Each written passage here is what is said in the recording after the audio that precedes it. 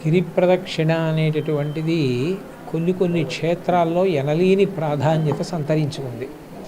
అటువంటి ప్రాధాన్యత కలిగిన క్షేత్రాల్లో శ్రీకాళహస్తి కూడా ఒకటి.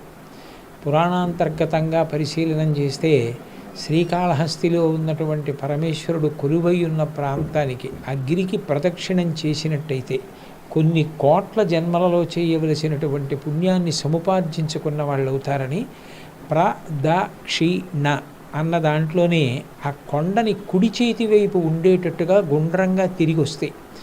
అసలు ఏ కారణం చేత కూడా మనకి ఎడమ చేతి వైపుకి కొండ రాదు. అప్పుడు ప్రదక్షిణం చేశాము అంటే గుండ్రంగా తిరిగాం, కుడి చేతి వైపు ఉంచుకున్నాం అంటే పరమ పూజనీయమైనది అని మనం అంగీకరించాం.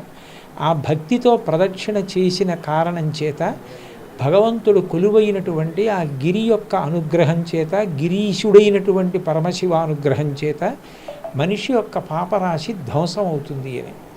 అందుకని ఎంతో ప్రాధాన్యతని సంతరించుకున్నదని ఈ శ్రీకాళహస్తి క్షేత్రంలో మహాత్ములు కూడా గిరి ప్రదక్షిణం చేశారని ఒకప్పుడు చంద్రశేఖరేంద్ర సరస్వతి మహాస్వామి వారు నడిచే దేవుడిని పేరుగాంచిన మహాపురుషులు.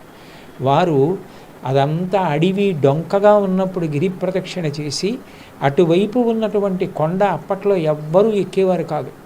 ఆయన కొంతమంది సహాయం తీసుకొని కర్రలతో ఆ ముళ్ళు అవి ఉంటే వంచి పైకెక్కి ఇక్కడే ఆ ఉపనిషత్తులో చెప్పినట్టుగా ఉమాదేవి ఇంద్రుడికి దేవతలకి అందరికీ కూడా జ్ఞానోపదేశం చేసిందని, ఇక్కడే సహస్రలింగం వెలిసిందని కొండ మీద సహస్రలింగాన్ని కూడా ఆయన అందరికీ చూపించారని ప్రతీతి. సాక్షాత్ నడిచే దేవుడిని పేరుగాంచినటువంటి అపరశంకరాచార్యుల వారైన మహాస్వామి వారే అంత ప్రాధాన్యతను ఇచ్చిన క్షేత్రం, అంత గొప్ప గిరి ప్రదక్షిణం. దాన్ని అభివృద్ధి చేయడం కోసం అందరూ నడవడానికి వీలుగా మంచి రహదారిని ఈ దేవస్థానం వారు, స్థానిక శాసనసభ్యులు చొరవ తీసుకుని నిర్మించడం, భక్తులకి అవకాశం చేయడం చాలా గొప్ప విషయం. చాలా కాలం క్రితం నేను కూడా గిరి ప్రదక్షిణం చేశాను. అప్పుడు రహదారి సరిగా లేక చాలా ఇబ్బంది పడ్డాను.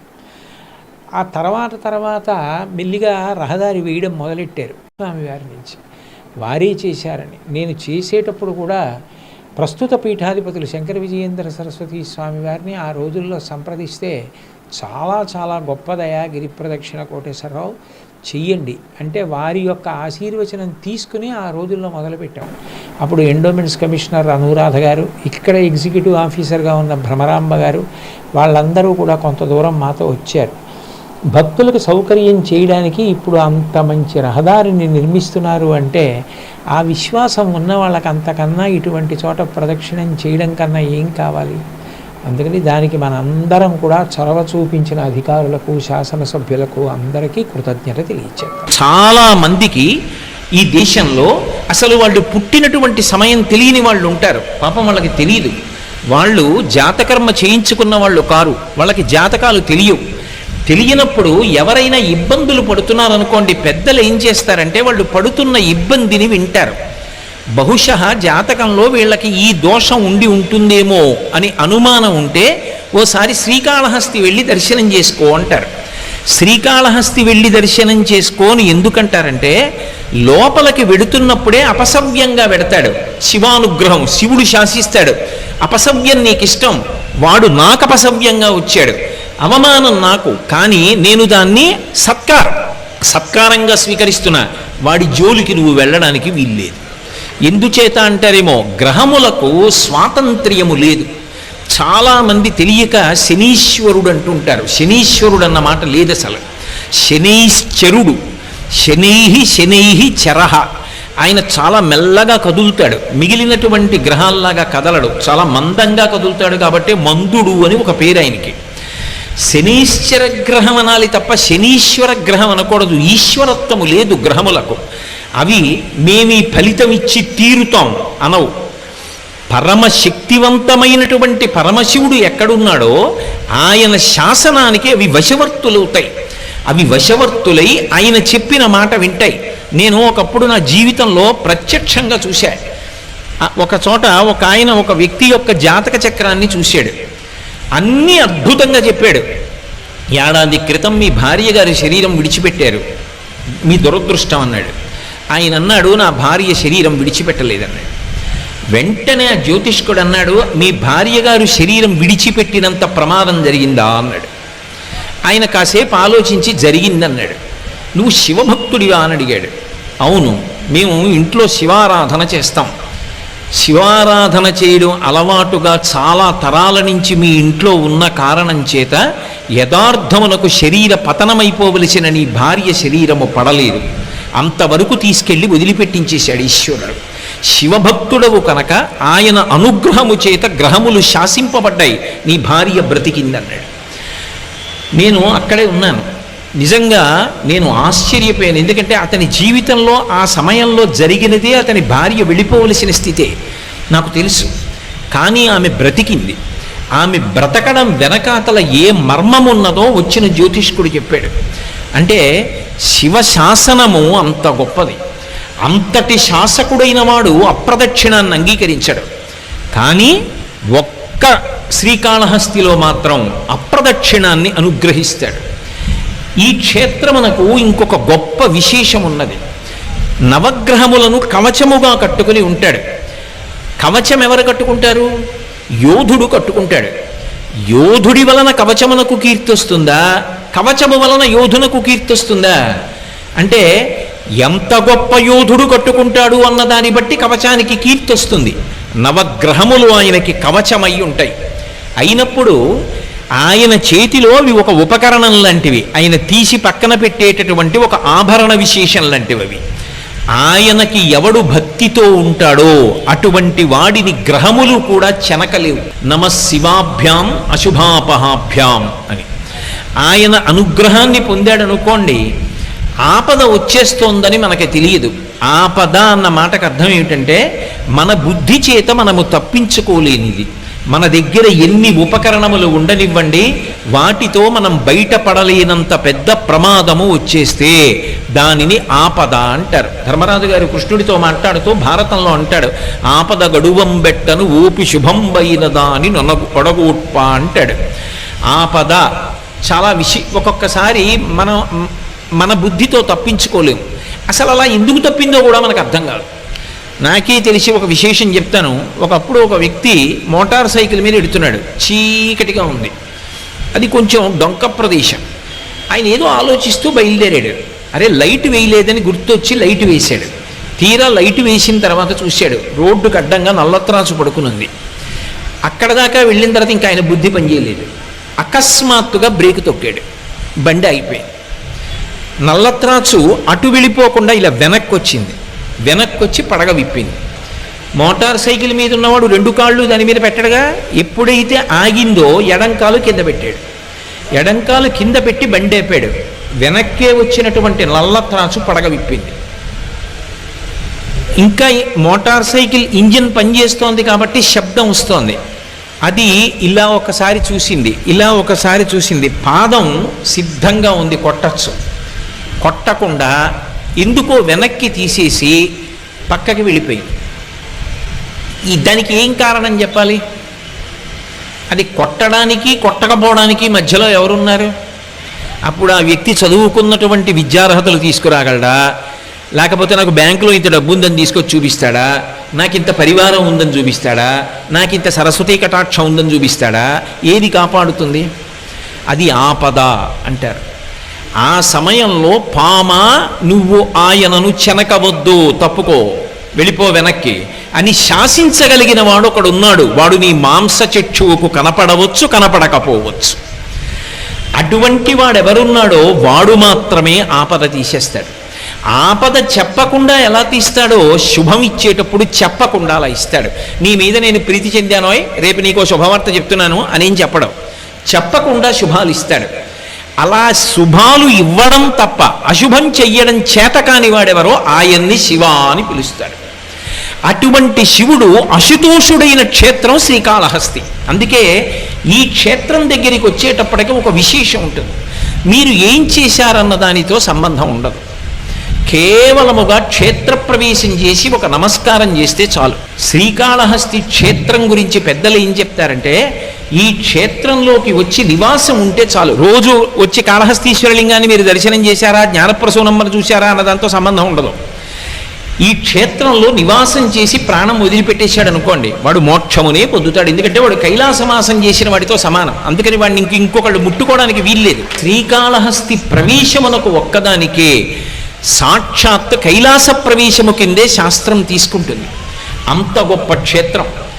ఇటువంటి క్షేత్రంలో నది అంత గొప్పదై ఉండడం, విఘ్నేశ్వరుడు సర్వోత్కృష్టమైనటువంటి స్థితిని పొంది ఉండడం ఒక అద్భుతమైనటువంటి విశేషం. సాధారణంగా క్షేత్రానికి ఒక నది ఉంటుంది, ఒక పుష్కరిణి ఉంటుంది. అన్ని వేళలా నది చాలా చాలా గొప్పది, ఈ నది కన్నా ఆ నది అంత గొప్పది అని చెప్పడం సాధ్యం కాకపోవచ్చు. నదిగా ఎప్పుడూ గొప్పదే, ఏ నది కూడా తక్కువ కాదు, అన్ని నదులు గొప్పవే. కానీ ఒక గంగా నది ఉందనుకోండి, గంగా నది కన్నా అని చెప్పాలంటే దానికి ఒక ప్రమాణం ఉండాలి, గంగా నదితో పోల్చాలి, ఒక ప్రమాణం ఉండాలి. కానీ ఇక్కడ ప్రవహించేటటువంటి నది సువర్ణముఖరి అని పిలువబడుతుంది.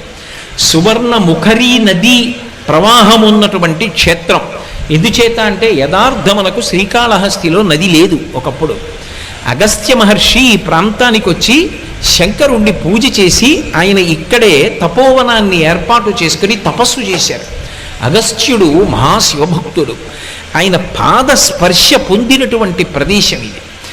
అంత గొప్ప ప్రదేశం కాబట్టి అగస్త్యుడు తపస్సు చేస్తున్నటువంటి సమయంలోనే ఇక్కడికి ఋషులందరూ వచ్చారు. ఆయన ఎక్కడుంటే అక్కడ ఉంటారు ఋషులందరూ. అసలు మీకు ఇంకొక ఆశ్చర్యకరమైన విషయం చెప్పాలి అంటే, లోకంలో అందరూ దేవతల్ని ఆరాధన చేస్తారు.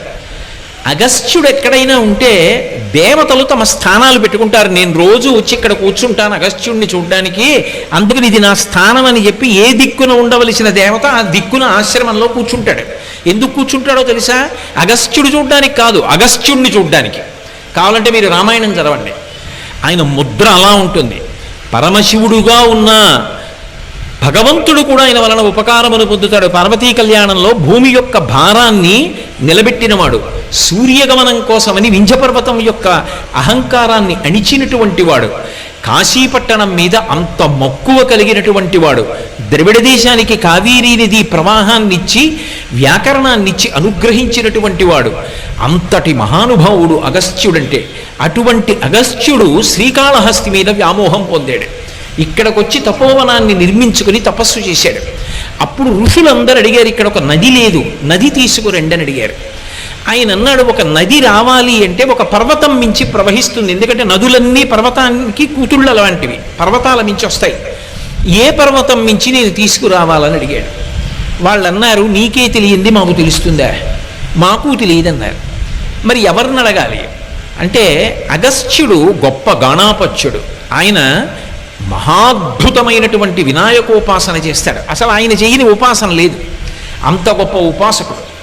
వినాయకుడిని చాలా తొందరగా ఎలా అనుగ్రహింపచేసుకోవాలో ఆయనకి తెలిసినట్టు ఎవరికి తెలియదు.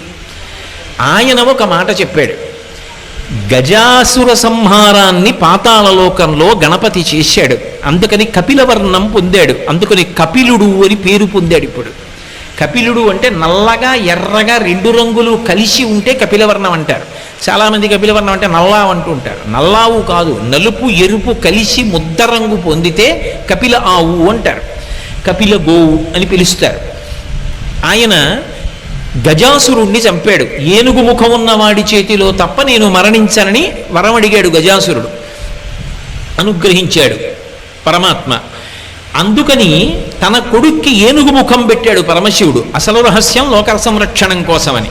ఇప్పుడు ఏనుగు ముఖమున్నటువంటి విఘ్నేశ్వరుడు ఏనుగు ముఖమున్న రాక్షసుణ్ణి పాతాళంలో సంహరించి ఆ నెత్తురంతా మీద పడితే కపిలవర్ణం పొందాడు. పొంది పరమ సంతోషంతో పాతాళంలోంచి భూమి వివరం చేసుకుని పైకొస్తున్నాడు. ఆయనకి అమ్మ అంటే విశేషమైనటువంటి ప్రీతి. కంచి కామకోటి పీఠాధిపత్యం వహించినటువంటి చంద్రశేఖరేంద్ర సరస్వతి మహాస్వామి వారు ఈ క్షేత్రం గురించి ఒక మాట చెప్తుండేవారు. వినాయకుడితో కలిసి జ్ఞానప్రసూనాంబ ఈ క్షేత్రానికి వచ్చింది అని చెప్తుండేవారు. అటువంటి వినాయకుడు పాతాళంలోంచి పైకొస్తున్నాడు. అగస్త్య మహర్షి వెళ్ళి ఆయనని ఆరాధించవలసినటువంటి రీతిలో ఆరాధన చేశాడు. ఆయన వెళ్ళి గణపతిని దర్శనం చేశారు. అందుకే ఇక్కడ పాతాళ గణపతి. ఇంకొక పెద్ద విశేషం ఉంది. అసలు గణపతి ఎక్కడుంటారు అంటే మూలాధార చక్రమునందు ఉంటాడు. మూలాధారం అన్ని చక్రాల కిందకుంటుంది, బుధస్థానమునందు ఉంటుంది. కాబట్టే మూలాధార క్షేత్రస్థితం అని ముత్తుస్వామి దీక్షితారు వారి కీర్తన. మూలాధారం కిందకు ఉండాలి కాబట్టి ఇక్కడ ఉన్నటువంటి గణపతి మూలాధార సూచనగా కిందకుంటారు. పాతాళ గణపతి అన్న పేరుతో ఉంటారు. సాధారణంగా మీరు ఎప్పుడైనా సరే గణపతి ఉపాసనలో ఒక విశేషం ఉంది. గణపతి తత్వమంతా 16 అంకె మీద వెడుతుంది. అందుకే ఆ 16 నామములు చదవాలి. ప్రతిరోజు కార్యక్రమం దేంతో మొదలవ్వాలి అంటే విఘ్నేశ్వరుడి యొక్క 16 నామములతో మొదలవ్వాలి. ఒకవేళ నాకు చదవడం రాదనుకోండి, కనీసం నేను ఒక కాగితం మీద రాసుకుని చదవాలి. నాకు అలా చదవడం కూడా రాదనుకోండి, చదివే వాళ్ళు ఇంట్లో ఒక్కళ్ళైనా ఉండాలి.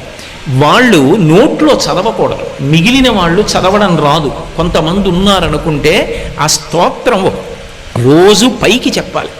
అందుకే ఆ స్తోత్రం గురించి అంత గొప్పగా చెప్తారు ఇప్పటికీ పెద్దలు. సుముఖశ్చైకదంతశ్చ కపిలో గజకర్ణకః లంబోదరశ్చ వికటో విఘ్నరాజో గణాధిప ధూమకేతుర్గణాధ్యక్ష ఫాలచంద్రో గజాననః వక్రతుండ శూర్పకర్ణో హేరంబ స్కందపూర్వజ షోడశైతాని నామాని పఠేత్ శృణుయాదపి.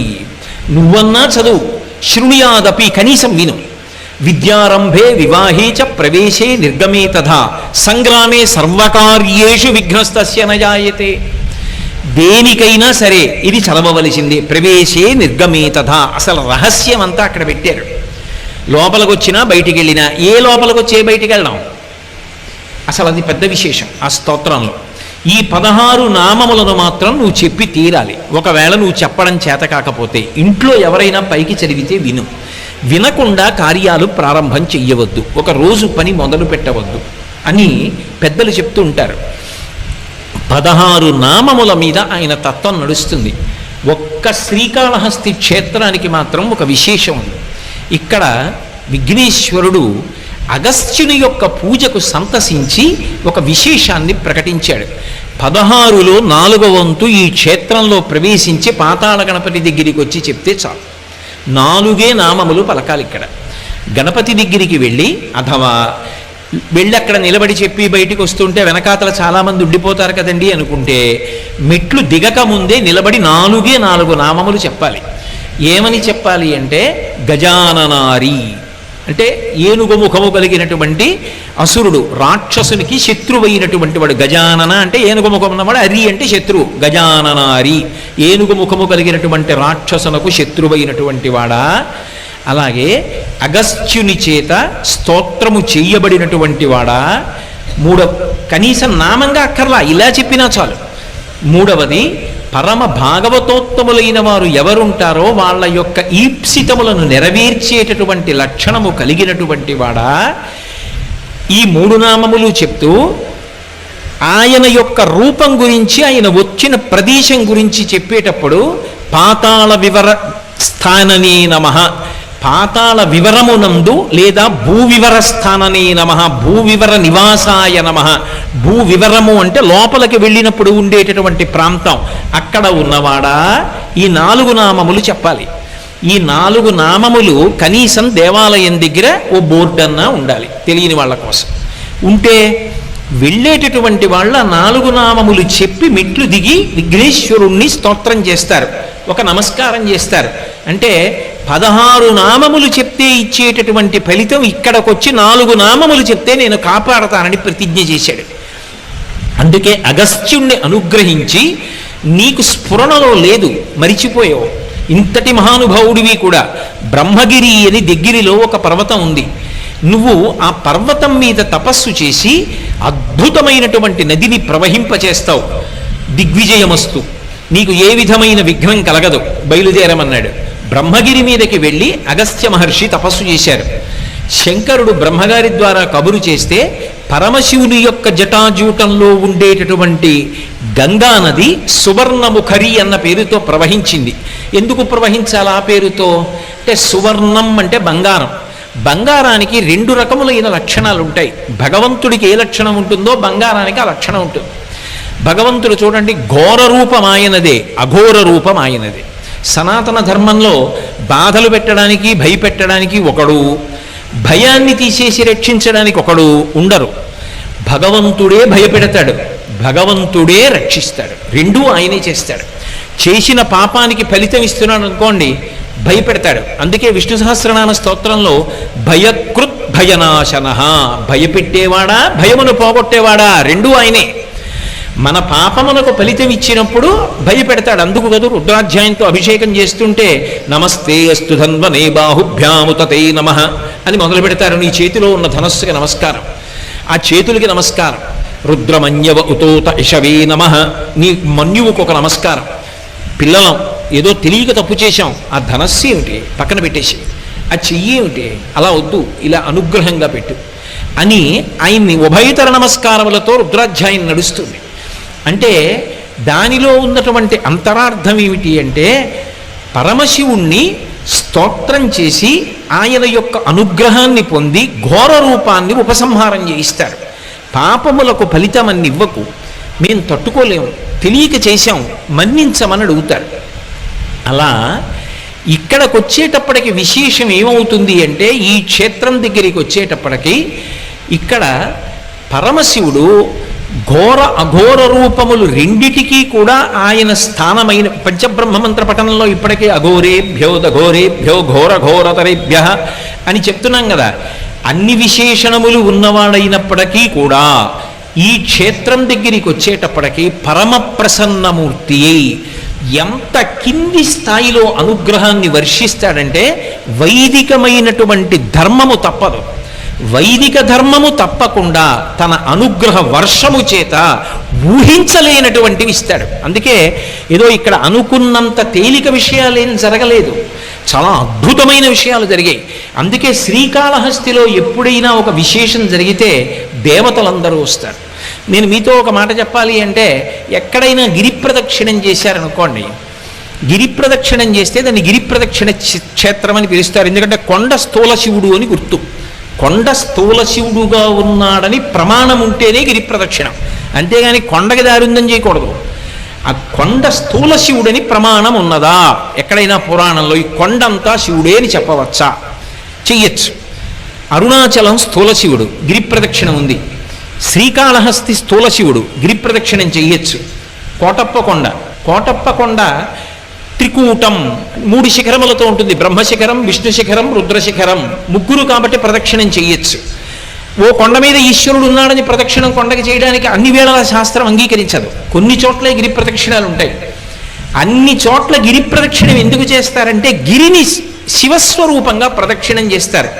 ఒక్క శ్రీకాళహస్తి మాత్రం గిరి ప్రదక్షిణమున్న మిగిలిన క్షేత్రముల కోవలోకి రాదు. దీన్ని భాస్కర క్షేత్రం అంటారు. ఎందుకు భాస్కర క్షేత్రం అంటారో తెలుసా?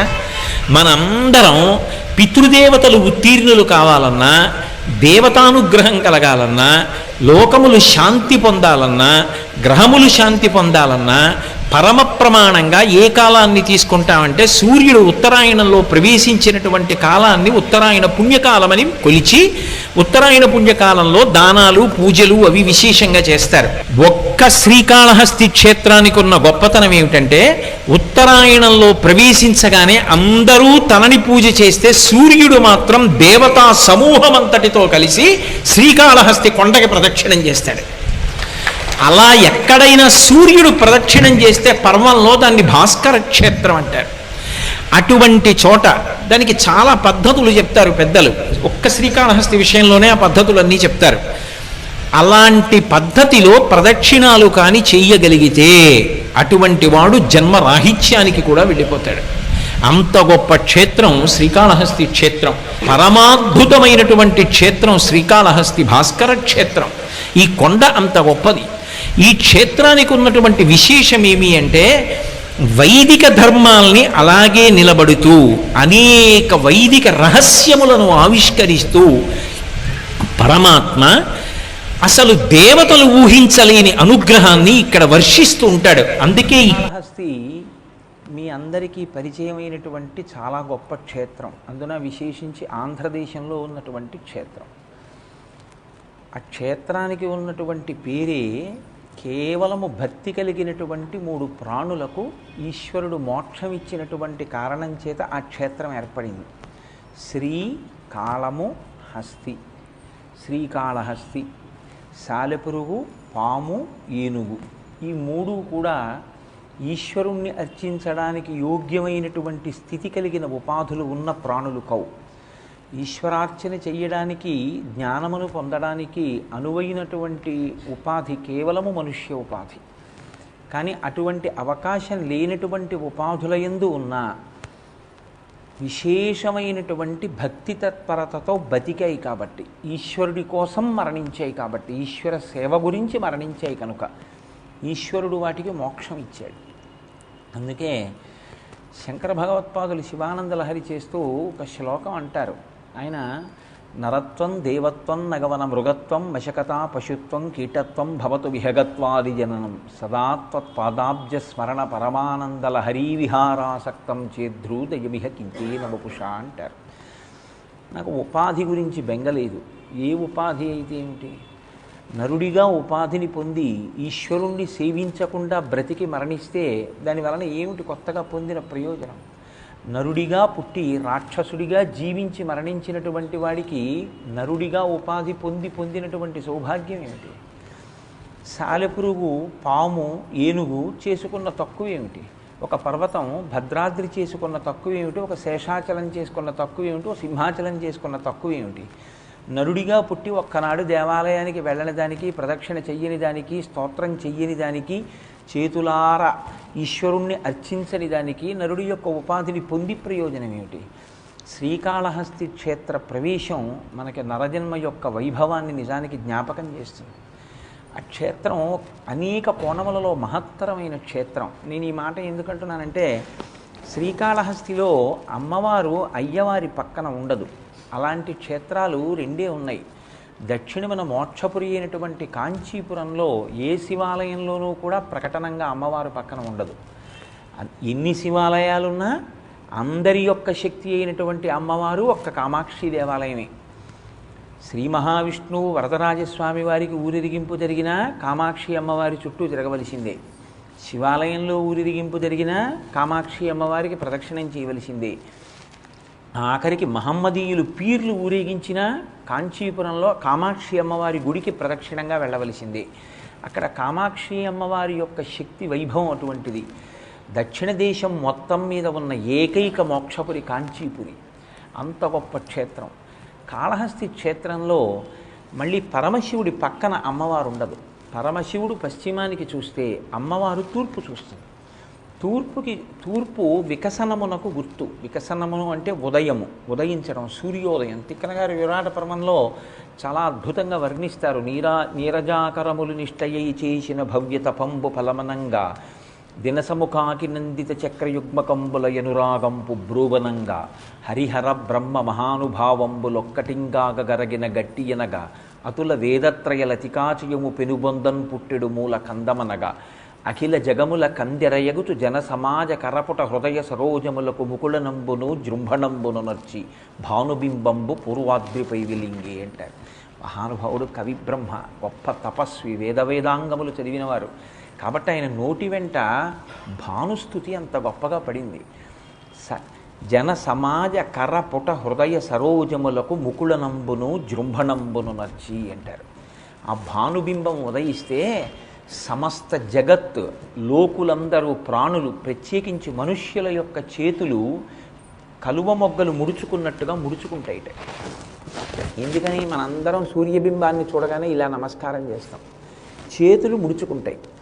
ఆ సూర్యబింబం ఉదయించగానే లోపల ఉండేటటువంటి హృదయ పద్మములు వికసనాన్ని పొందుతాయి. అందుకని అందరూ కందెరయగుచు కనురెప్ప పైకెత్తుతారు.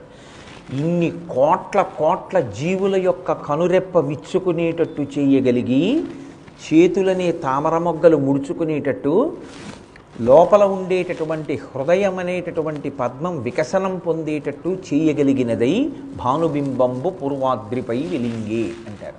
ఆ తూర్పు దిక్కు వికసనమునకు గుర్తు. అమ్మవారు అక్కడ జ్ఞాన ప్రసూనాంబ, ఆమె జ్ఞానమునిచ్చేటటువంటి తల్లి, హృదయ వికసనమునకు తోడ్పడుతుంది. అందుకని ఆమె తూర్పు చూస్తుంది. ఒక్కసారి శ్రీకాళహస్తి క్షేత్రానికి వచ్చి శివ అని అన్నావా, ప్రాణోత్క్రమణ సమయంలో ఊపిరి మీద కదా మనిషి యొక్క జీవనం ఆధారపడి ఉంటుంది. యావత్ పవనో నివసతి దేహే తావత్ పృచ్చతి కుశలంగేహే గతవతి వాయో దేహాపాయే భార్యా బిభ్యతి తస్మిన్ కాయే అంటారు శంకరులు భజగోవిందంలో.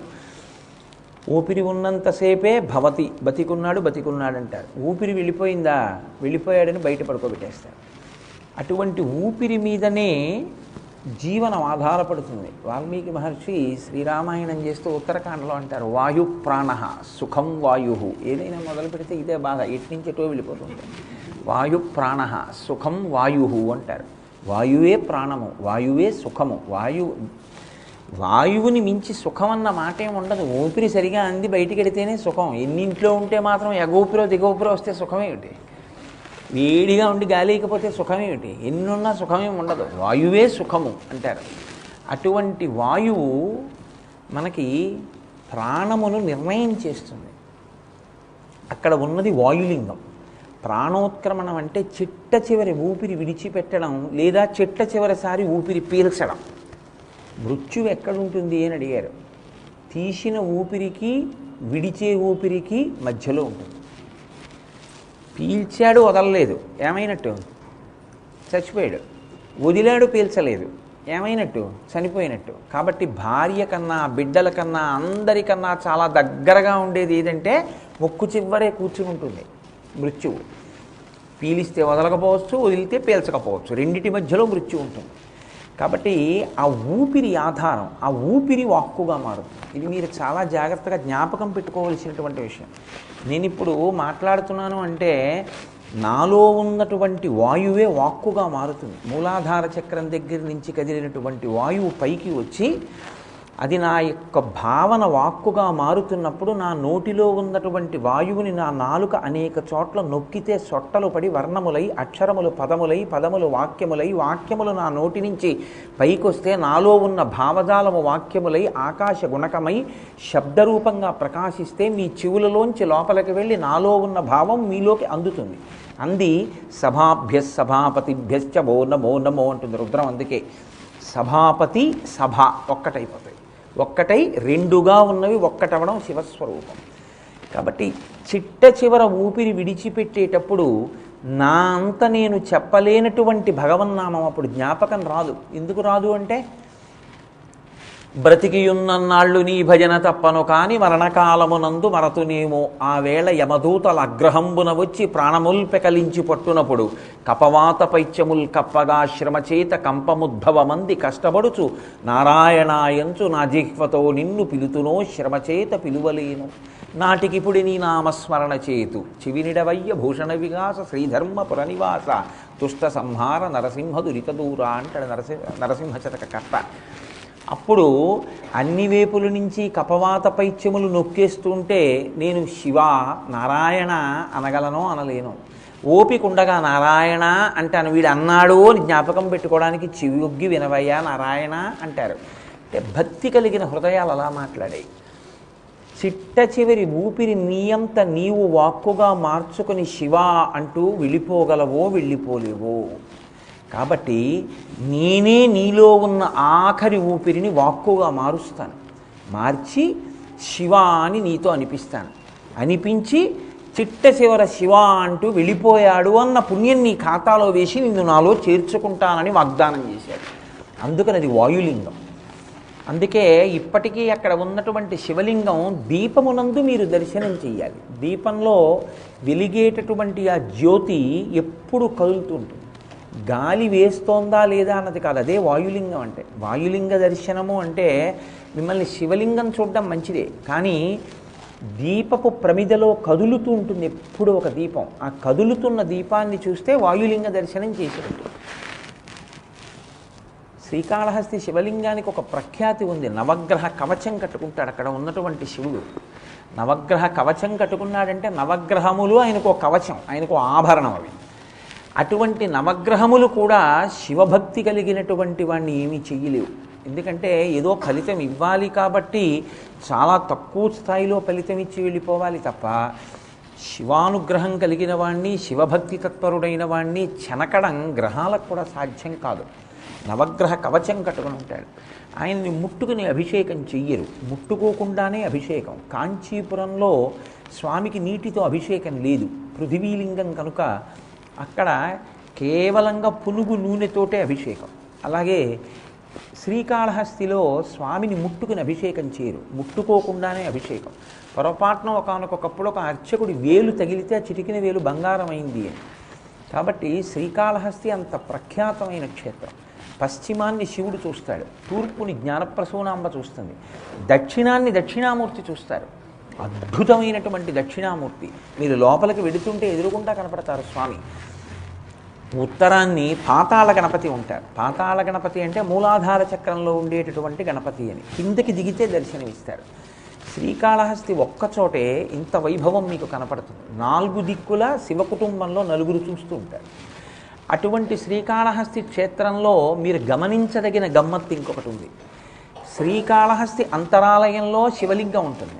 కొండ మీద శివుడు ఉండడు, కన్నప్ప ఉంటాడు. తన భక్తుడైన వాణ్ణి కొండ మీద కూర్చోబెట్టి పరమేశ్వరుడు కింద కూర్చున్నాడు. అంటే భక్తుడైన వాణ్ణి ఎంత నెత్తి మీద పెట్టుకుంటాడో చూపించడానికి శ్రీకాళహస్తి ఒక నిదర్శనం. అటువంటి కాళహస్తి క్షేత్రం. సరే, నేను ఇంక ఈ శ్రీకాళహస్తి వైభవము అని మొదలెట్టాను అనుకోండి, అలా వెళ్ళిపోవడం మొదలు పెడుతుంది ఇంకా ప్రసంగం. అందుకని కాళహస్తీశ్వర శతకం కదా అని చెప్పాలి. అందుకని శ్రీకాళహస్తి క్షేత్ర వైభవమునందు అత్యంత గొప్పగా పెనవేసుకుపోయిన మహానుభావుడు ఒకడున్నాడు. ఆయనే ధూర్జటి. సాహితీ సమరాంగణ సార్వభౌముడు, లలిత కళాప్రియుడు, కవి పండిత పోషకుడు, విద్వత్కవి అని పేర్గాంచినటువంటి శ్రీకృష్ణదేవరాయల వారి ఆస్థానంలో ఉన్న అష్టదిగ్గజాలలో ఒకడు. అటువంటి ధూర్జటి కాళహస్తీశ్వర శతకం చేశారు. శతకములు లోకంలో చాలా ఉన్నాయి. శంకర భగవత్పాదుల చేసినటువంటివి కూడా 100 శ్లోకాలతో కూడిన ఉన్నాయి. సౌందర్య లహరి, శివానంద లహరి. కానీ ఆయన వాటిని శతకములు అనలేదు, లహరులు అన్నారు. సరే, అవి ఎందుకు లహరులు వేరు విషయం అనుకోండి, అవి ప్రవాహములు. ఇవి శతకములు. శతకము అంటే 2 ఒడ్లున్నది అని మీరు గుర్తుపెట్టుకోవాలి. ఎప్పుడు ఒక నది ఉందనుకోండి, 2 ఒడ్లు ఉంటాయి. ఇటొక ఒడ్డు ఉంటుంది, అటొక ఒడ్డు ఉంటుంది. మీకు ఈత వస్తే ఇటువైపు నుంచి నదిలో దిగి ఈత కొట్టుకుని మీరు అటువైపు ఎక్కియచ్చు. అలా ఎక్కేయగలిగి మీరు దాటగలిగితే అది 2 ఒడ్లుతో మీరు ఇటు నుంచి అటుకు వెళ్ళగలిగింది. ఒకసారి మీరు తెలిసి కానీ తెలియక కానీ కాలు పెడితే ఇక మీరు ఈదడం అన్నది లేకుండా, ఒడ్డు చేరడం అన్నది లేకుండా మిమ్మల్ని తన ప్రవాహంలో తీసుకెళ్ళిపోగలిగిన శక్తి ఉంటే లహరి. అది ఆనంద లహరి, శివానంద లహరి. శంకర భగవత్పాదులు అన్నారు, ఈ ఒడ్డు నుంచి ఆ ఒడ్డుకి వెళ్ళడానికి ఈత కొట్టేది కాదు, ఇందులో కాలు పెట్టి ఈడ్చుకుపోతుంది. ఎక్కడికి ఈడ్చుకుపోతుంది? కొట్టుకుపోయేవాడు ఏడుస్తాడు ప్రాణం కోసం, ఇందులో కొట్టుకుపోయేవాడు సంతోషంతో తేలిపోతాడు, అబ్బబ్బబ్బబ్బా అంటాడు. ఎందుకని? అది ఆనందలహరి, శివానందలహరి. అమృతత్వాన్ని పొందుతావు ఇందులో కాలు పెడితే. అందుకని ఆయన పేరు పెడితే అలా ఉంటుంది శంకర భగవత్పాదులు. రెండో దానికి అంబానందలహరి అనలేదు ఆయన, సౌందర్యలహరి అన్నారు. సరే, అది మళ్ళీ ఇప్పుడు బాబా అందులో వెళ్ళి మళ్ళీ సౌందర్యలహరి ఇవన్నీ ఎందుకంటే అలా విడిచి మళ్ళీ కాళహస్తీశ్వర శతకంలోకి వచ్చే ప్రయత్నం చేయండి. శతకములలో శ్రీకాళహస్తీశ్వర శతకమునకు ఒక ప్రత్యేకించి ప్రతిపత్తి ఉంది. ఎందుచేత నేను ఈ మాట అంటున్నానంటే, సాధారణంగా ఈశ్వరుణ్ణి స్తోత్రం చేస్తారు. శ్రీకాళహస్తీశ్వర శతకం అటువంటిది కాదు. ధూర్జటి ఒకసారి కూర్చుని రచన చేసినట్లుగా మీకు అనిపించదు కాళహస్తీశ్వర శతకం చెప్తే. ఆయన అనేక సందర్భములలో ఆయనకి కష్టం వచ్చినప్పుడు, సుఖం వచ్చినప్పుడు, విసుగు వచ్చినప్పుడు, ఆయనకి బాధ కలిగినప్పుడు, సంతోషం వచ్చినప్పుడు, ఇన్ని రకాలైనటువంటి సందర్భాల్లోనూ ఆయన శివుడి దగ్గరికి వెళ్ళి మాట్లాడుకున్నాడు. ఇది చాలా చాలా గొప్ప గుణం. మనకి ఎలా ఉంటుందంటే, మన పూజామందిరం అని ఒకటి ఉంటుంది. అక్కడికి వెళ్ళి మనంత నట చక్రవర్తులు, నట సామ్రాట్లు ఉండరు. ఎందుకు నేను ఈ మాట అంటున్నానంటే, ఆ అరగంటే భగవంతుడి దగ్గర నిజాయితీ, మిగిలిన 23.5 గంటలు మన ఇష్టం వచ్చినట్లే మనం ప్రవర్తిస్తాం. నిజంగా మళ్ళీ ఆ గడప దాటి లోపలికి వెళ్ళాలంటే సిగ్గుపడిపోవాలి. నిన్న నీ పనులు చేసి వాడు సర్వజ్ఞుడు, అన్నీ తెలుసు నేనేం చేశాను. నేను వెళ్ళి దీపం పెడితే కన్నిచ్చినందుకు ఏం చూసావు, నేను వెళ్ళి పువ్వు వేస్తే చెవులు ఇచ్చినందుకు ఏం విన్నావు నిన్న అని అడుగుతాడే, నేనేం చెప్పను అన్న భయం ఉంటే పూజామందిరంలోకి వెళ్ళగానే ముందు ఏం చేస్తామంటే, ఈశ్వరా నిన్నను మళ్ళీ ఇలా చేశానయా అని ముందు క్షమార్పణ చెప్పుకుంటాం పూజ స్వీకరించమని. అది విగ్రహం అంటే గొడవే లేదు, మనం ఏం చేసినా ఒప్పుకుంటుంది. అది విగ్రహము అన్న భావన చేత విగ్రహమే కాదు, ఈశ్వరుడు అన్న భావన ఉంటే ప్రవర్తన దిద్దబడుతుంది. అమ్మో ఎలా పెడతాను మళ్ళీ ఆయన దగ్గరికి, రేపు ఆయన ముఖం చూడగలనా, రేపు ఆయన దగ్గరికి వెళ్ళి పూజ చేయగలనా, ఆ భయం ఉందనుకోండి, మీరు ఇవాళ తప్పు చేయలేరు. ఇవాళ తప్పు చేశారనుకోండి, ఈశ్వరుడి దగ్గరికి వెళ్ళి చెప్పకుండా ఉండలేరు. ఇవాళ క్షమించమని అడిగారనుకోండి, ఎన్నాళ్ళు అడుగుతారు అలా? రోజు వెళ్ళి ఈశ్వర మళ్ళీ తప్పు చేశాను క్షమించనగలరా? ఓ రోజు అంటారు, నేను ఆ తప్పు చెయ్యకుండా ఉండలేకపోతున్నాను, నన్ను ఈ బలహీనత నుంచి గట్టెక్కించు, నేను గెలవలేకపోతున్నానంటారు. అంటే ఇప్పుడు మీ బలహీనత ఏదో మీరు పట్టుకున్నారు, అది మీ బలంగా మారుతుంది. ఈశ్వరుడికి చెప్పుకుంటారు, అది నిజమైన పూజ. శ్రీకాళహస్తీశ్వర శతకంలో ధూర్జటి ప్రక్రియ అది. ఆయన రాజుల్ మత్తులు వారి సేవ నరకప్రాయంబు అన్నాడు ఒక పద్యంలో. కృష్ణదేవరాయలు వారు వినరా పద్యం? వింటాడు. కాళహస్తీశ్వర శతకం రాసావుట ధూర్జటి, ఏది చెప్పు పద్యం అంటే, ఓ పద్యం మీ దగ్గర చెప్పేది కాదండి ఏమైనా అనుకుంటారంటాడా? ఏది చెప్పంటే అష్టదిగ్గజాలు కాదు, నిండు సభలో లేచి నిలబడి రాజుల్ మత్తులు వారి సేవ నరకప్రాయంబు అని చదువుతాడు. చదివితే ఓ నేను పెట్టిన అన్నం తిని ఈ పద్యం రాశావు అని వీడి కుత్తుక కత్తిరించండి అని రాయలవారంటే సిద్ధపడున్నాడు ధూర్జటి. ఒకవేళ నా కుత్తుక దాని చేత కత్తిరింపబడితే కత్తిరింపబడుగాక. ఆయనకి ఏ కష్టపడిందో మనసు. శివుడికి చెప్పుకున్నాడు, రాజుకి చెప్పుకోలేదు. నేను శివుడికి చెప్పుకున్నది నా నిజాయితీతో చెప్పుకున్నాను, నీ చెప్పుకున్నది నువ్వు అడిగావు, నీకు చెప్పాను. నీకు బాధ అనిపిస్తే నా కుత్తుక కత్తిరిస్తే మళ్ళీ శివుడికే చెప్పుకుంటాను నా ఊపిరిపోయే ముందు.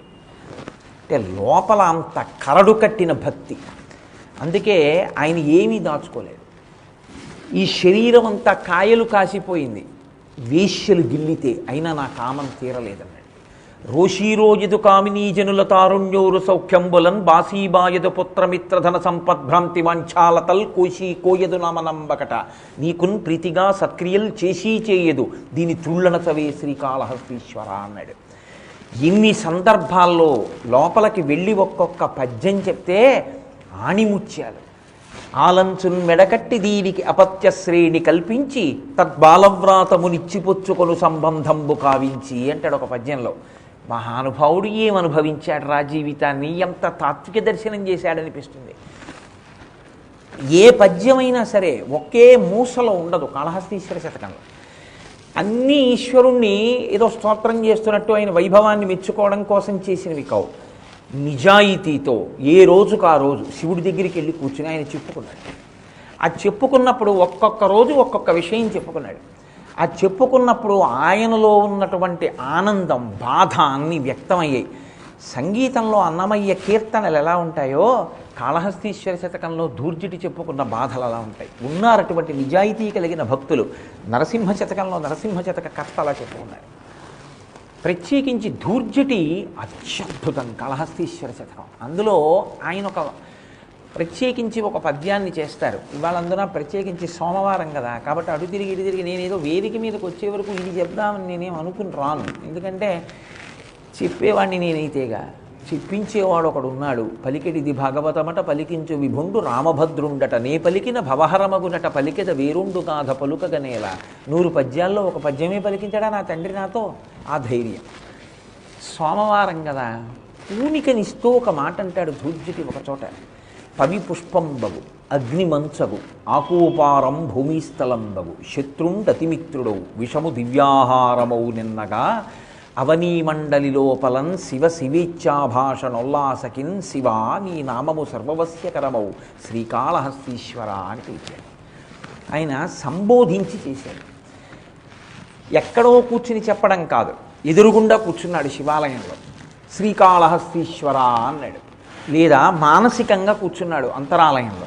ఇప్పుడు ఆయన ఎవరికో చెప్పట్లేదు, ఎవరి మెప్పు కోసమో చెప్పట్లేదు, కాళహస్తీశ్వరుడికే చెప్పుకుంటున్నాడు, స్వయంగా శివుడికి చెప్పుకుంటున్నాడు.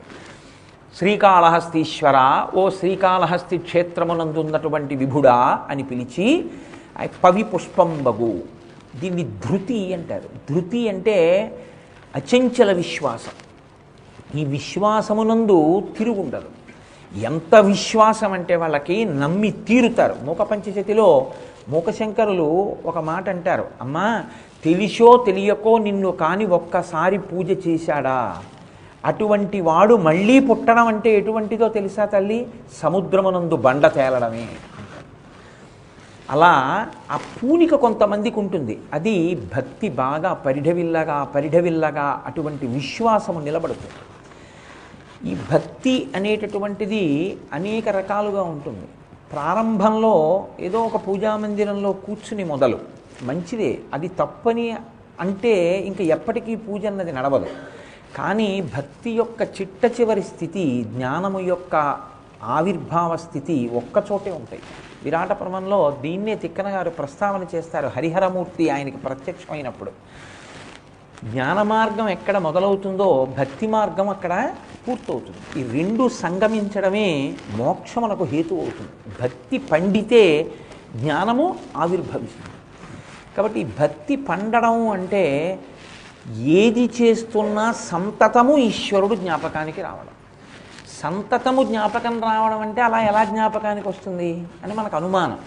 భగవాన్ రమణులు ఒక మాట అంటూ ఉండేవారు. ఒక పనిపిల్ల కడుపుకి అన్నం కోసమని యజమాని ఇంటికి వచ్చి గదులు తుడుస్తుంది, బట్టలు ఉతుకుతుంది. ఆమెకు ఒక పసిపిల్ల పుట్టింది. ఆ పసిపిల్లని ఇంట్లో విడిచిపెట్టి వచ్చింది. యజమాని ఇల్లు తుడుస్తోంది. ఆమె భావన ఏముంటుంది? పిల్ల ఏడిచిందో ఏమో, పిల్లకి పాలు పట్టాలి, ఈయన సరిగ్గా చూశారో, ఎవరితోన్నా మాట్లాడుతూ కూర్చున్నారో, ఏ చీమో నా పిల్ల చెవులోకి వెళ్ళిపోలేదు కదా, అది గుక్క పట్టి ఏడవట్లేదు కదా, ఇక్కడ తుడుస్తుంటుంది, పిల్లను ఆలోచిస్తుంటుంది, గబగబా ఉతికేస్తుంది. ఆ యజమానురాలు ఈమె చంటి పిల్ల తల్లి అన్న విషయాన్ని మరిచిపోయి ఒక్కసారి నువ్వు కొంచెం ఆ చీర ఆరేసి వెళ్ళిపో అంటే గబగబా ఆరేసేస్తుంది. ఆరేసి అమ్మగారు నేను వెళ్ళొస్తానని ఇలా తుడిచేస్తాను. అలా కాదు, కొంచెం నువ్వు ఇవాళ ఏం చేస్తావంటే ఏదో ఇంటికి ఆ గదిలో ఒకసారి బూజులు అవి దులిపేసి కాస్త తడిగుడ్డ పెట్టు అంటే అమ్మగారు సాయంకాలం 1 గంట ముందు వచ్చి చేస్తాను. ఏ పిల్లకి పాలిచ్చే వేళ అయిపోయిందండి, ఏడుస్తుంది. యజమానురాలు తల్లేగా అయ్యయ్యో మర్చిపోయాను సుమా, వెళ్ళు. ఏమి నీ పిల్ల మీద నీకు ప్రేమ ఉంటే యజమాని ఇంట పని చేస్తున్నా నీ పిల్ల నీ స్మరణలను విడిచిపెట్టనట్టు ఏ పని చేస్తే ఈశ్వరుడు నీ స్మరణలను విడిచిపెట్టాలి నీకు భక్తి ఉంటే? పానీయంబులు త్రాగుచున్ కుడుచుచున్ భాషించుచున్ హాసలీలా నిద్రాదులు చేయుచున్ తిరుగుచున్ లక్షించుచున్ సంతత శ్రీనారాయణ పాద పద్మజుగళీ చింతామృతాస్వాద సంధానుండై మరచన్ సురారిసుతుడే తద్విశ్వమున్ భూవరా అంటారు పోతన గారు భాగవతంలో ప్రహ్లాదుడి గురించి చెప్తూ. ఏది చేస్తున్నా ఆయన అసలు విశ్వాన్ని మరిచిపోయాడు, విశ్వనాథుణ్ణి జ్ఞాపకంలో ఉంచుకున్నాడు. నీకు భక్తి ఉంటే ఏది చేస్తున్నా ఆయనే జ్ఞాపకానికి వస్తుంటాడు. ఆ జ్ఞాపకములలో ఆయన సంతతము కదులుతుంటే దానికి భక్తి అని పేరు. అన్నమాచార్యులు వారు కీర్తన చేశారు. ఆయన అలా నడిచి వెళ్ళిపోతుంటే సాలెవాడు చీర నేస్తున్నాడు. ఆ చీర నేస్తున్నప్పుడు ఆ కండె కదలడం, ఆ దారాలు పేంచడం, అందులో ఆయనకి ఈ సృష్టి చేస్తున్నటువంటి ఈశ్వరుడు జ్ఞాపకానికి వచ్చాడు. జ్ఞాపకానికి వచ్చి ఆ రంగురంగుల చీరలల్లే నేతబేహారి అంటూ ఆయన ఒక కీర్తన చేశారు. అది స్మరణ. ఎప్పుడూ భక్తితో నిండిపోయిన గుండె ఈశ్వరుడు లోపల పట్టితే ఇంకసలు వాక్కు లేక ఆగిపోతుంది. అది నిజమైన పూజ. నేను ఈ మాట అంటే నాకు ఒక విషయం జ్ఞాపకానికి వస్తాను. అన్నమాచార్య స్వామి వారే ఓ చోట ఓ మాట అంటారు. షోడశ కళానిధికి షోడశోపచారములు జాడతోడనిచ్చలును సమర్పయామి అంటారు. నేను షోడశోపచారం చేయనా? ఇక్కడ అక్కడ అని లేకుండా అంతటా నిండిపోయిన వాడికి ఆవాహన ఏమిటి? కొత్తగా ఏమని పిలవను? సూర్యచంద్రులు కన్నులున్నవాడికి దీపం ఏమని పెట్టను అని ఆయన నిండిపోయినటువంటి తత్వాన్ని చెప్తారు అన్నమాచార్యుల వారు. వస్త్రోద్ధూత విధౌ సహస్రకరత పుష్పార్చని విష్ణుత అని శంకరాచార్యులు వారు అంటారు శివానంద లహరిలో. ఆ భావనే అన్నమాచార్యుల వారు తీసుకున్నారు. భక్తితో నిండిపోయిన గుండె పూజ కూడా చెయ్యలేకలా ఆగిపోతుంది. కానీ దాన్నే పూజగా ఈశ్వరుడు స్వీకరిస్తాడు. అంతటి భక్తి తత్పరత కలిగినటువంటి వ్యక్తులకి పంచభూతములు కూడా తన స్వభావమును మరిచిపోతాయంటున్నారు ఇవాళ ధూర్జటి. ఆ భక్తి నీకుంటే ఎంత రక్షించగలదో, లోకంలో ఇది పరమ సత్యమని నువ్వు దేన్ని ఉదాహరణ చెప్తావో అది కూడా నీ యందు అలా ప్రవర్తించలేదు. నేను ఈ మాట అన్నప్పుడు కొంచెం ఉదాహరణ చెప్తే మీరు పట్టుకుంటారు. అగ్ని అని నేను అన్నాను అనుకోండి, వేడిగా ఉంటుంది. అంతేగాని అగ్ని అంటే అబ్బా చాలా చల్లగా ఉంటుందండి అని ఎవరైనా అంటారా? ఎవరు అనరు. అగ్ని అంటే వేడిగా ఉంటుంది అంతే. విషం తినండి అన్నాను అనుకోండి, నీ మోహం చచ్చిపోతారు. విషం తిన్నా బతుకుతారు. అగ్నిని ముట్టుకున్నా చల్లగా ఉంటుంది. ఎవరికి? ధూర్జటి అంటున్నాడు, పవి పుష్పంబగు అగ్ని మంచగు ఆకూపారం భూమిస్థలంబగు శత్రుండతిమిత్రుడౌ విషము దివ్యాహారమౌ నిన్నగా అవనీమండలి లోపలన్ శివ శివేచ్ఛాభాషణోల్లాసకిన్ శివ నీ నామము సర్వవస్యకరమౌ శ్రీకాళహస్తీశ్వర. శివ అందులో 3 మాటలు వేశారు. గమ్మత్తు ఏంటంటే శంకర భగవత్పాదులు చేశారు. శంకరాచార్యుల వారి ప్రభావం ధూర్జటి మీద చాలా ఎక్కువ ఉంటుంది. ఆయన భజ గోవిందం భజ గోవిందం గోవిందం భజ మూఢమతే సంప్రాప్తే సన్నిహితే కాలే నహి నహి రక్షతి డుక్రుంకరణి అంటారు. 3 మాటలు గోవిందా గోవిందా గోవిందా అన్నారు ఆ శ్లోకంలో. 3 మాటలు అంటే సత్యం. ఏదైనా మా ఆవిడ మెడలో నేను 3 ముళ్ళు వేశానంటే సత్యం. నిన్ను నేను ధర్మేచ అర్థేచ కామేచ నా ధర్మపత్నిగా స్వీకరిస్తున్నాను అని. అలాగే 3 మాటలు ఆచమనం చేశాను అంటే స్థూల సూక్ష్మ కారణదేహముల యందున్న తాపముల నివారణను నేను కోరుకున్నానని గుర్తు. 3 మాటలు ఏదైనా అన్నాను అంటే అది సత్యం. శాంతి శాంతి శాంతి అన్నానంటే శాంతి కోరుకున్నానని గుర్తు. సత్యమును ఆవిష్కరించడానికి 3 మార్లు అంటాం మనం ఏదైనా సనాతన ధర్మంలో. ఈ పద్యంలో కాళహస్తీశ్వర అని సంబోధనని మీరు పక్కన పెడితే 3 మాటలు శివనామం పడిపోయింది. అంటే ఇందులో ప్రతిపాదన చేసినటువంటి విషయం పరమసత్యం. ఏమిటా ప్రతిపాదన? శివ శివేచ్ఛాభాషణోల్లాసకిన్ శివ నీ నామము సర్వవస్యకరమౌ. 3 మాటలు శివనామం పడింది. ఇప్పుడు అప్పుడు అని కాదు, ఎప్పుడూ శివనామం అవసరమే. ఎందుకని?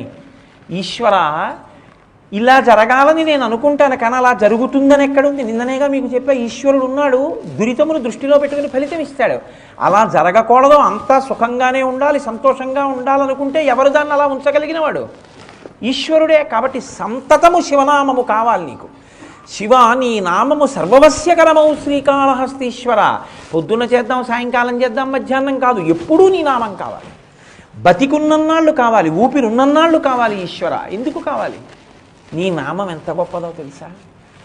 ఈ పని చేసి పెడుతుంది, ఆ పని చేసి పెడుతుంది, ఇలా ఉద్ధరిస్తుంది, అలా ఉద్ధరిస్తుంది. ఈ మాటలు నేను చెప్పను శివ. అది ఏం చేయగలదో తెలుసా? పవి పుష్పంబగు వజ్రాయుధం పువ్వు అవుతుందయా. శివనామాన్ని నమ్ముకున్న వాడికి, శివభక్తి కలిగినటువంటి వాడికి వజ్రము పువ్వుగా మారుతుంది. వజ్రము చాలా కఠినతరము. వజ్రం వజ్రైన భిన్నయేత్ అని కదా. వజ్రము చేతనే బద్దలవుతుంది తప్ప ఇంకొక దాంతో బద్దలవదు. అంత కఠినమైనటువంటి వజ్రము ఆయుధముగా స్వీకరించినటువంటి వాడు ఇంద్రుడు. ఇంద్రశక్తిని వజ్రంలో పెట్టి ఎవరినైనా కొట్టారనుకోండి వాడు పడిపోవలసిందే, నిహతుడైపోతాడు. కానీ ధూర్జటి ఒక చిత్రమైన ప్రతిపాదన చేశారు. పవి పుష్పంబగు పువ్వు పెట్టి కొట్టారనుకోండి చాలా సంతోషం కదా. పువ్వులు పెట్టి కొట్టేవాడు ఒక ఆయన ఉన్నాడు లోకంలో, మన్మధుడు, పంచబాణుడు కదా. అందుకని కానీ ఈయన పువ్వులు పెట్టి కొట్టేవాడు కాడు, వజ్రం పెట్టే కొడతాడు. కానీ వజ్రం పెట్టి కొడితే పువ్వు పెట్టి కొట్టినట్టు ఉంటుందన్నారు. ఎవరికి? ఎప్పుడూ శివనామమును నమ్మినవాడికి, ఎప్పుడూ శివనామము చేసేవాడికి. అలా అయిందా ఎక్కడైనా? అలా ఉదాహరణ ఉందా? ఇంద్రుడు వజ్రం పెట్టి కొడితే పువ్వు తగిలినట్టు ఉందండి అన్నవాడు ఎవడైనా ఉన్నాడా పురాణాల్లో? అలా ఉంటే వాడు అమ్ము ఆ శివభక్తి గురించి ధూర్జటి చెప్పింది పరమసత్యము సుమండే అని మనకి పూనిక కలుగుతుంది కదండి. ఇప్పుడు పూనిక కలగడం అన్న మాటకు అర్థాన్ని మీరు బాగా దృష్టిలో పెట్టుకోవాలి. ప్రవచనము అన్నది దేనికి వచ్చిందో తెలుసా అండి? వచనం అంటే మాట్లాడడం. గద్యము పద్య అని 2 ఉంటాయి. పద్యము గద్య అని. గద్ అంటే మాట్లాడడం, గద్య అంటే వచనం కింద ఉంటుంది. పద్యము అంటే ఛందోబద్ధంగా ఉంటుంది. పద్యము ధారణాయోగ్యమై ఉంటుంది. అంటే మీరు జ్ఞాపకం పెట్టేసుకోవచ్చు. గద్య ధారణాయోగ్యము కాదు, చాలా కష్టం అది. ఏవో మాట్లాడుకుంటే గద్య కింద చెప్తారు దాన్ని. ఇప్పుడు గద్య నోటితో చెప్పినటువంటిది ఏదుందో అది మీరు గద్య కింద స్వీకరిస్తే, పద్యము ఛందోబద్ధము అని స్వీకరిస్తే పద్య గద్యములతో కూడి పురాణములన్నీ ఉంటాయి. ప్రవచనము అంటే, వచనము అంటే వాక్కు, మాట్లాడడం. ఆ పద్యం చదివి పద్యానికి తాత్పర్యం నేను చెప్పాను అనుకోండి, దాన్ని వచనము చెప్పారంటారు. అంటే అందులో ఉన్న భావార్థాన్ని మీకు నేను చెప్పడం తాత్పర్యాన్ని కాదు. అలా కాకుండా ప్రకృష్ట వచనం, మీకు బాగా పాదుకునేటట్టు ఊంచుకునేటట్టు చెప్పే ప్రయత్నం చేశారనుకోండి, ప్రవచనం చేశారంట.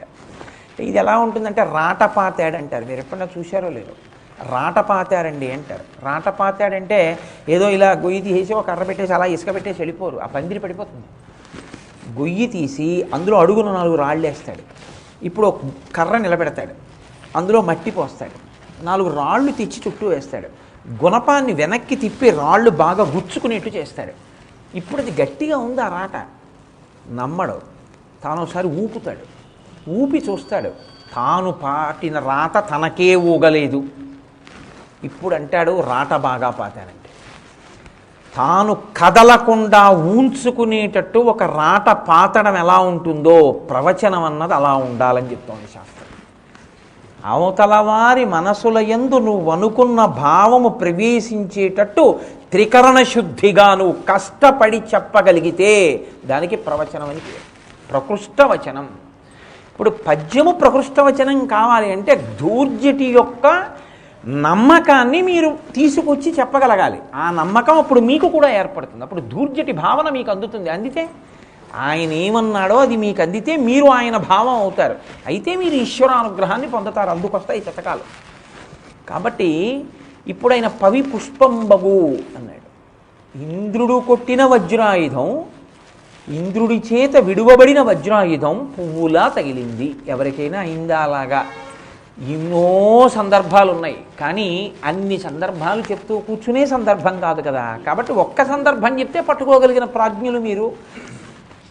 శ్రీరామాయణంలో సుందరకాండలో ఒక శ్లోకం ఉంది, వాల్మీకి మహర్షిది. ఆ రావణాసురుడు నిద్రపోతుంటే ఆయన యొక్క వైభవాన్ని కీర్తిస్తూ ఒక మాట అంటారు. ఐరావత విషాణగ్రైరాపీడన కృతైవ్రణౌ వజ్రోల్లిఖిత పీనాం సౌవిష్ణు చక్ర పరీక్షితౌ అంటారు. ఆ పడుకు నిద్రపోతున్నటువంటి రావణాసురుని యొక్క చేతుల మీద చిన్న చిన్న మచ్చలు ఉన్నాయి. ఆయన చాలా గర్వంగా చెప్పేవాట, చూపించి ఏదో గోల్డ్ మెడల్స్ చూపించినట్టు చూపించేవాడు. ఏమిటో తెలుసా ఇది? ఐరావత విషాణగ్రై, టీకా మచ్చ ఉన్నట్టే ఆయనకి మచ్చ ఉండేది. ఇది నేను ఇంద్రుడితో యుద్ధం చేస్తున్నప్పుడు ఐరావతం నన్ను కుమ్మింది దంతంతో, ఇదిగో ఈ మచ్చబడింది. అప్పుడు నువ్వేం చేసావు? ఐరావతం కుమ్మితే బతకడమే. ఐరావతాన్ని ఆ దంతాలు పట్టుకుని గిరగిరా దిప్పి అవతల మారేశాం. ఆయన కొడుకో ఇంతకన్నా ఘనుడు. ఆయన యుద్ధం చేసి పడుకున్నాడు. ఇంకా ఉత్తరాఖండలో ఇంద్రజిత్ వచ్చి లేపాడు, నాన్న లే, ఇంటికి వెళ్ళిపోదాం అన్నాడు. ఇంకా యుద్ధం అవ్వలేదు కదరా, బడలిపోయినందుకు వచ్చి పడుకున్నాను, ఇంటికి వెళ్ళిపోదాం అంటావు ఏమిటన్నాడు. నాన్న ఇంద్రుడిని తీసుకెళ్ళి లంకలో బంధించేశాను నాన్న, ఇక్కడెందుకు అక్కడే పడుకుందు కానీ రా అన్నాడు. అందుకని అంత సునాయాసంగా గెలిచాడు కాబట్టి ఇంద్రజిత్ అయ్యాడు. అగస్త్యుడు చెప్తాడు రామచంద్రమూర్తితో ఉత్తరాఖండలో ఇంద్రజిత్ ఎంత ప్రమాదకార్యం. కాబట్టి ఐరావత విషాణగ్రై రాపీడన కృతైవ్రణౌ వజ్రోల్లిఖిత పీనాంసం విష్ణుచక్ర పరీక్షితవు అని చెప్పారు మహర్షి. ఇంద్రుడు వజ్రం పెట్టి కొడితే ఇదిగో చూసావా ఇక్కడ చిన్న మచ్చబడింది. ఏమి వజ్రం పెట్టి కొడితే చిన్న మచ్చపడ్డం ఏమిటి? శరీర ధర్మం కాబట్టి తప్ప ఏదో నేను ఉంగరం చాలా కాలం పెట్టుకుంటే ఉంగరం మచ్చపడ్డట్టు, అదే పనిగా పుష్పహారం వేసుకుంటే మెడలో పుష్పహారం మచ్చపడ్డట్టు వజ్రం పెట్టి కొడితే మచ్చపడ్డం ఏమిటండి? ఆయన శివభక్తి అటువంటిది. ఏ సామాన్యమైన శివభక్తి తత్పరుడు కాడు. ఎక్కడికి వెళ్ళినా తనతో పాటు శివలింగాన్ని పట్టుకెళ్ళి అర్చన చేసేవాడు. ఉత్తరాఖండలో కార్తవీర్యార్జునుడితో యుద్ధం రావడానికి అదే కారణం. ఆ నర్మదా నది ఒడ్డున పెట్టి పూజ చేస్తున్నాడు. ఆయన 1000 బాహువులతో ప్రవాహాన్ని అడ్డాడు. అది పైకొచ్చి శివలింగాన్ని పైకి ఎత్తేసింది. కోపం వచ్చి కార్తవీర్యార్జునుడితో యుద్ధానికి వెళ్ళాడు. అది రాజస భక్తి. కానీ ఆయన భక్తి ఉంటుంది, ఒక్కొక్కసారి శివుడిని ధిక్కరిస్తూ ఉంటాడు. అందుకే కదా కైలాస పర్వతం మీదకి వెళ్ళద్దురా పుష్పక విమానం మీద, వెళ్ళదు పుష్పక విమానం. కింద పార్వతీ పరమేశ్వరులు ఉన్నారంటే నా పుష్పకం వెళ్ళకపోతే ఎలాగ నేను లోపలికి ఎడతానన్నాడు. అప్పుడు కదా నందీశ్వరుడు యొక్క శాపాన్ని పొందాడు. అంత భక్తిగాను మాట్లాడతాడు. కదా నిలింప నిఝరీ నికుంజకోటరే వసన్ విముక్త దుర్మతి సదాచరస్తమంజలింబహన్ విముక్తలోలలోచనల్లలాటపాల లగ్నక శిరీతి మంత్రముచ్చర సదాసుఖీ భవామ్యహం అగర్వ సర్వమంగళా కళా కదంబ మంజరీ రసప్రవాహ మాధురి విజృంభణా మధువ్రతం స్మరాంతకం పురాంతకం భవాంతకం మఖాంతకం అని స్తోత్రము చేస్తాడు. ఈశ్వర, నేను గంగానది సైకతంలో కూర్చుని అలా చూస్తుంటే నాకు ఎప్పుడయ్యా 3 నేత్రములతో ఉన్నటువంటి పరమశివ దర్శనం అవుతుంది. పుట్టపర్తి నారాయణాచార్యుల వారు కూడా ఇదే మాట అడిగారు. రావణకృతమైనటువంటి శివస్తోత్రంలో కదా నిలింప నిర్జరీ నికుంజ కోటరే వసన్ విముక్త దుర్మతి సదా శిరస్తమంజలిం వహన్ అన్న శ్లోకం ఏదుందో అదే పద్య రూపంలో ఆయనది కూడా వచ్చింది. నేను ఎన్నడు నా 2 చేతులు తల మీద పెట్టి నమస్కరిస్తానో, నిరంతరము నా హృదయమునందు నిలబడి ఉండేటటువంటి ఆనంద స్వరూపుడమైన చంద్రశేఖర, ఎన్నడు 3 నేత్రములు కలిగిన మహాదేవాన్ని దర్శనం చేసి పొంగిపోతాను అని ఆయన కోరుకున్నారు. కాబట్టి అటువంటి దర్శనాన్ని అపేక్షించి పరమశివభక్తుడైనటువంటి రావణాసురుణ్ణి వజ్రాయుధం ఏం చేయగలిగింది? ఏమైనా చేయగలిగిందా? ఆయన గుణాన్ని, ఆయన దోషాన్ని పక్కన పెట్టండి, ఆయన భక్తిని స్వీకరించండి. ఎక్కడ ఎంత అవసరమో అక్కడ అంత అవసరం. మహర్షి అంతటి వారే ఎక్కడ రావణాసురుడి తేజస్సు గొప్పదో అక్కడ ఆ తేజస్సు చాలా గొప్పదని చెప్పారు. మనకెందుకు భేషజం? హనుమ అంతటి వారు రావణాసురుణ్ణి చూస్తే అహోరూప మహో ధైర్య మహో సత్వ మహోద్యుతి అహో రాక్షసరాజస్య సర్వలక్షణయుక్తత అన్నారు. ఏమి హనుమ కన్నా మనకేమి గొప్పవాళ్ళం ఏం కాదుగా. అటువంటి వారు చూడగానే ఏమి తేజస్సు, ఏమి ద్యుతి, ఏమి కాంతి, రోమకోపంలోంచి కొడుతోంది రావీడి, ఎందో అధర్మం లేకపోతే 3 లోకములను శాసించగలిగిన వాడన్నారు. అంతటి తేజస్సు ఎక్కడిది? ఆయన చేసిన తపస్సు, ఆయన శివభక్తి. కాబట్టి పవి పుష్పంబగు, నమ్ముతారా? శివనామం చెప్పిన వాడికి, శివభక్తి కలిగిన వాడిని ఇంద్రుడి యొక్క వజ్రాయుధం కూడా ఏమీ చేయలేదు. అగ్ని మంచగు, అగ్ని కాలుస్తుంది, దాని ధర్మం. తెలియక ముట్టుకున్నానండి ఊరుకోదు. నాకు స్నేహితుడు ఉండేవాడు. ఆ స్నేహితుడి భార్య మరుగుపాలు అక్కడ పెట్టి ఫోన్ వచ్చిందని మాట్లాడడానికి వెళ్ళింది. ఆవిడ ఫోన్ ఎత్తింది, ఎవరో ముఖ్యమైన వాళ్ళు మాట్లాడుతున్నారు. పొంగిపోతూ ఆవిడ ఫోన్ మాట్లాడుకుంటూ, దిక్కుమాల సెల్ ఫోన్ పురాణ ప్రవచనంలో కూడా అదే కదా, అందుకని ఆ సెల్ ఫోన్ పట్టుకుని ఆవిడ ఏదో ఆ బాల్కనీలోకి వెళ్ళి పొంగిపోతూ మాట్లాడుతోంది. పిల్లాడికి ఆకలేసింది, వాడు పాక్కుంటూ వచ్చి ఆ పాలు తాగి ఇచ్చనుకుని ఆ మరుగుపాలు అమ్మ చల్లారడానికి ఫ్యాన్ కింద పెట్టిన వాటిని తాగుదామని ఇలా అన్నాడు. అవి ఒలికిపోయి కిందకు వచ్చేసి ఆ పిల్లవాడు చతికిలు పడిపోయాడు. వాడి పృష్ఠభాగం అంతా కాలి బొబ్బలెక్కిపోయాడు. ఆ తర్వాత ఏదో హాస్పిటల్కి తీసుకెళ్ళాం, వేరు గొడవ అనుకోండి. కానీ నేను ఎందుకు ఈ మాట చెప్పానంటే, పసిపిల్లవాడు ఆకలితో ఉన్నాడు, వాడికి ఏం తెలుసు పాపం. పాలగిన్నె దగ్గరికి వచ్చాడు, వాడిని కాల్చడమా అని ఊరుకుంటుందా? పాలల్లో ఉన్న అగ్ని ఊరుకోదు. తెలిసి ముట్టుకున్నా తెలియక ముట్టుకున్నా కాల్చడం అగ్నికి ధర్మం, కాల్చేస్తుందంతే. దూర్జిట్ అంటున్నారు, కాల్చదయా నిన్ను పవి పుష్పంబగు అగ్ని మంచగు. అగ్ని మంచు అవుతుంది, చల్లగా ఉంటుంది అగ్నిహోత్రం. ఎవరికి? శివ భాషణోల్లాసకిన్ శివా నీ నామము సర్వవస్యకరమవు. అగ్నిహోత్రము చల్లబడిపోతుందయా శివుడి యొక్క విషయంలో. శివనామం, శివభక్తి ఎవరికి ఉందో అటువంటి వారిని అగ్ని కూడా చెనకదు. నన్ను నమ్ము అంటున్నారు. ఉందా సందర్భం? అలా ఎక్కడైనా ఉందా? ఇది కదా రాటపాతాలి కదా. నేను అంటే ఒకటి కాదు, ఎన్ని సందర్భాలు. మీరు దాన్ని ధ్యానం అంటారు. ఒక పద్యాన్ని పూనికతో ఏరుకోవడంలో, అందులోంచి ఆణిముత్యాలు ఏరుకోవడంలో మీరు ధ్యానం చేయవలసి ఉంటుంది. భక్త నందనార్ అని మీ అందరికీ తెలుసున్నటువంటి మహానుభావుడే ఆయన. ఆ భక్త నందనార్ ఎక్కడో ఒక చిన్న కుగ్రామంలో పుట్టాడు. అందరిలా శివాలయ ప్రవేశం చేసి అంతరాలయం దాకా వెళ్ళడానికి కూడా అర్హత ఆ రోజులలో కృప చేయబడనటువంటి స్థితిలో జన్మించినటువంటి వాడు. తిరుప్పంగూర్ అని ద్రవిడ దేశంలో ఒక శివాలయం. ఆయన లోపలికి వెడితే నంది దాటి వెళ్ళకూడదన్నారు. నంది దగ్గర నిలబడి చూస్తే శివలింగం కనపడ్డాడు. ఆయన నందీశ్వరుడి వెనక నుంచి ప్రార్థన చేశాడు. ఈశ్వర, నీ దర్శనం కోసం వచ్చాను, పెద్ద నంది, నువ్వు కనపట్టలేదు, నన్ను ఇది దాటి వెళ్ళనివ్వరు, నాకు ఎలా దర్శనం అవుతుందని అడిగాడు. ఆయన ఆక్రోశాన్ని విన్నాడు శివుడు. ఎక్కడా నంది శివుణ్ణే చూస్తాడు. శివుడు అన్నాడు, నంది పక్కకెళ్ళు, నందనారు నన్ను చూడాలన్నాడు.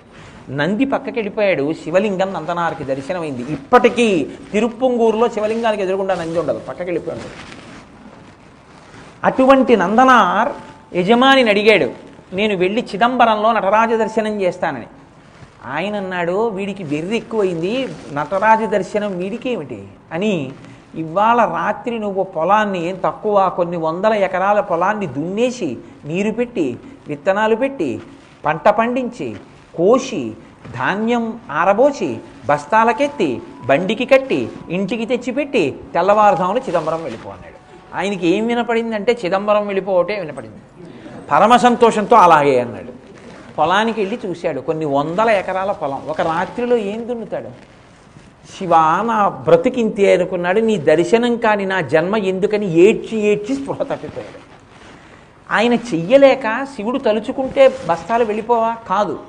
ఒక భక్తుడి పూనికకి ఈశ్వరుడు ఎంత లొంగిపోతాడో చూపించాలనుకున్నాడు. దెబ్బలు తిన్నాడు కదండి పాండురంగడిగా మహానుభావుడు, దెబ్బలు తినలా.